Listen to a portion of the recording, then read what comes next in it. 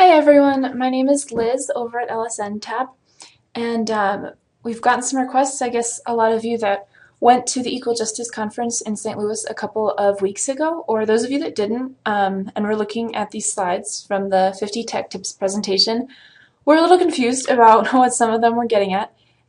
So we looked into them, and we're going to go through and just talk about each tip briefly, and hopefully that answers any questions. So first, Google Drawing. This is part of Google Drive. It's just a pretty simple, pretty easy way to create flowcharts or little drawings, doodles.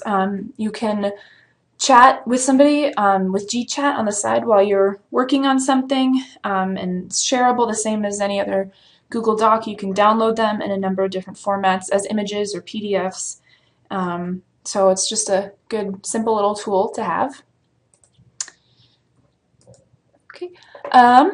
Mini Group is just basically a really simple to use group collaboration software.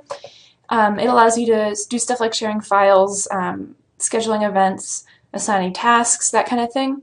It's not free to host a collaboration group, but it is free for anyone that you ask to join to collaborate with you. So that's a good bonus. Max is just a free little download you can get that pretty much just keeps the window from taking up the whole screen when you maximize it, so that if you want to keep like a column of space on one side so you can monitor something else, it makes it pretty easy to do that. You just set your preferences, and Max takes care of the rest. Google Reverse Image Lookup is just a pretty handy little tool. You can just click on this little camera icon in the corner of the Google image search bar and upload an image or put in a URL of an image, and it just finds similar or matching images. So it's good if you're using stock photos or if you forget what it is that you took a picture of. I've done that a couple of times. So it's just a good little feature to know about on the Google image search.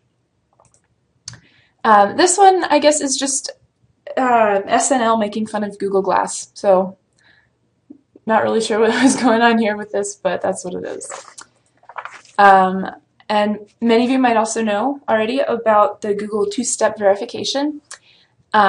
It's just extra security for your Google account. You can set it up so that it will text you a code to your cell phone, so that even if someone gets a hold of your password to your Google account, they would still also have to have your phone to get the code in order to hack your information, basically.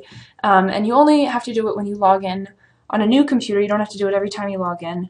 And so it's just a little extra security. And I think, yep, there's a little bit more about it, information about it here. Also called two-factor authentication. Cloud Print basically just connects your printer to the internet, and you can print via the cloud. You can also share your printer with someone else, which is kind of neat. And then Vimeo Pro, the big benefit here, I guess, is that you can share a link with somebody and then also password protect your videos to keep them safer so they're not public. So only someone with a password can see them, which is good if you're working on projects or something like that that you need to share with someone who's not, immediately with you, but you don't want it to be public. And that was the first 10 slides of the presentation. We'll be breaking this down by 10 slides at a time and releasing it so that the videos are not too long. So stay tuned for part 2 coming up soon. Thanks.